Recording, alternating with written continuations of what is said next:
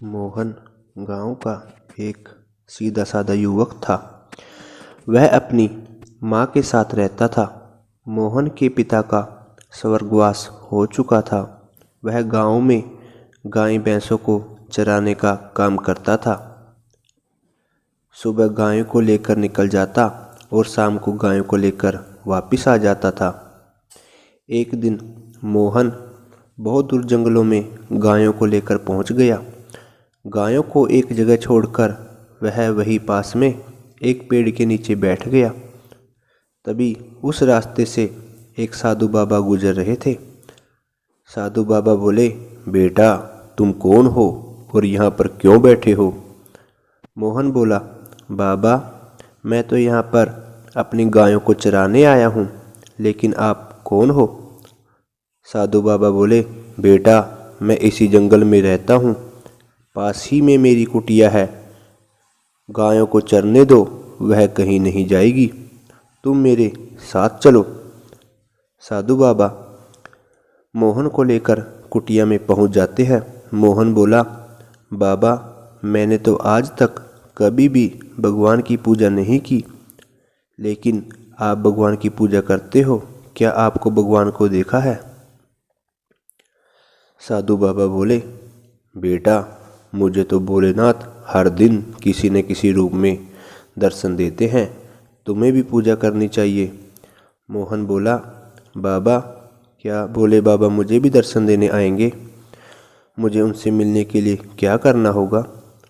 साधु बाबा बोले, बेटा कुछ दिन बाद सावन के मेले में चारों सोमवार का व्रत रखकर सोमवार के व्रत वाले दिन सारा दिन ओम नमः शिवाय का जाप कर भगवान भोलेनाथ सावन के सोमवार के दिन अपने सच्चे भक्तों को अवश्य ही दर्शन देते हैं। तुम उनका ध्यान करना, वह तुम्हें अवश्य ही किसी न किसी रूप में दर्शन जरूर देंगे। मोहन ने घर आकर सारी बात अपनी माँ को बताई। मोहन की माँ बहुत खुश हुई। सावन महीने के पहले सोमवार को मोहन ने व्रत किया। वह मंदिर के बाहर एक पेड़ के नीचे बैठकर ओम नमः शिवाय का जाप करने लगा। पूरा दिन बीत गया, मोहन के पास कोई नहीं आया। शाम के समय उसने व्रत को पूरा किया और अपने घर को आ गया। मोहन की माँ बोली, क्या बात है बेटा, बहुत उदास हो?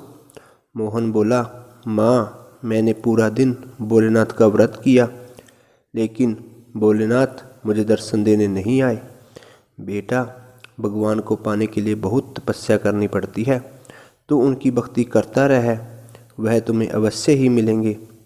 अगले सोमवार को मोहन ने फिर से व्रत किया और बोला, बाबा भोलेनाथ का जाप करने बैठ गया। पूरा दिन बीत गया, लेकिन भोलेनाथ दर्शन देने नहीं आए। मोहन की माँ उसे ढूंढती हुई मंदिर पहुंची। मंदिर पहुंचकर बोली, बेटा तू व्रत खोलने घर क्यों नहीं आया? मैं कब से तेरा इंतजार कर रही थी। मोहन बोला, माँ जब तक मैं भोले बाबा के दर्शन नहीं कर लेता, मैं व्रत नहीं खोलूँगा। मोहन की माँ बोली, बेटा वह तो सदैव तुम्हारे साथ ही रहते हैं, मेरी बात मान। बेटा व्रत खोल ले। लेकिन मोहन नहीं माना और उसने अपनी माँ को वापस भेज दिया। मोहन की माँ खाना वहीं पर रखकर वापस चली जाती है। रात के समय भी मोहन जाप करता रहा। रात के समय मोहन के पास एक सेठ जी आए और बोले, अरे क्या तुम मेरा सामान दूसरे गांव तक छोड़ सकते हो? इसके बदले मैं तुम्हें बहुत पैसे दूंगा। रात हो गई है और मुझे दूसरे गांव जाना है। मोहन बोला, नहीं सेठ जी, मैं कहीं नहीं जा सकता जब तक मैं जाप कर रहा हूँ। सेठ बोला, पूजा बाद में कर लेना, इतना दिन बार बार कमाने का मौका नहीं मिलता। मोहन नहीं माना और सेठ जी वापस चले गए। मोहन अपना जाप करता रहा। तभी वहाँ पर एक भिखारी आया। भिखारी बोला, बेटा मुझे बहुत भूख लगी है। मोहन बोला, बाबा यह खाना मेरी माँ यहाँ पर रख के गई है, आप इसे खा लीजिए। यह कहकर मोहन भिखारी को खाना दे देता है। कुछ समय के बाद एक बूढ़ी माई मोहन के पास आती है और कहती है कि बेटा, मेरा बेटा दूसरे गांव में रहता है, मुझे उसके घर जाना है, मुझे रात को दिखाई नहीं देता, क्या तू मुझे उस गांव तक पहुंचा सकता है? मोहन बोला, माँ जी, मैं भोलेनाथ का जाप कर रहा हूँ, मुझे लगता है कि आज भोलेनाथ मुझे दर्शन नहीं देंगे, चलिए मैं आपको आपके बेटे के घर तक पहुंचा देता हूँ। यह कहकर मोहन बूढ़ी माई जी के साथ चल देता है। कुछ दूर चलने पर बूढ़ी माई मोहन से पानी मांगती है। मोहन बोला, माँ जी, इस जंगल में पानी कहाँ मिलेगा, आप रुकिए, मैं देखता हूँ।